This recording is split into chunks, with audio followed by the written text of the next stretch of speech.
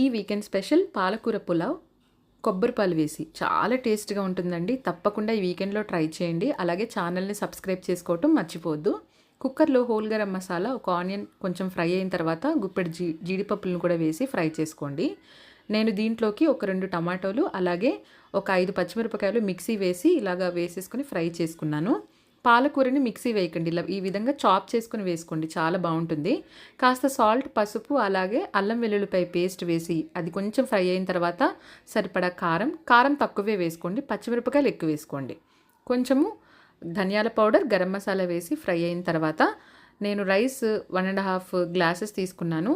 దాంట్లోని 1 గ్లాస్ కొబ్బరిపాలు వేసి 2 glasses water వేస్తాను. ఇదిగోండి, ఈ విధంగా రైస్ని కూడా ఒక 2 మినిట్స్ ఫ్రై చేసుకొని వాటర్ వేసుకొని కుక్కర్ మూత పెట్టి ఒక 3 విజిల్స్ వస్తే సరిపోతుంది. చాలా టేస్ట్గా ఉంటుంది. అసలు ఇంట్లో వాళ్ళ ఎవ్వరు కూడా ఇది పాలకూర పులావ్ అంటే నమ్మరండి, అంత బాగుంటుంది. తప్పకుండా ట్రై చేయండి.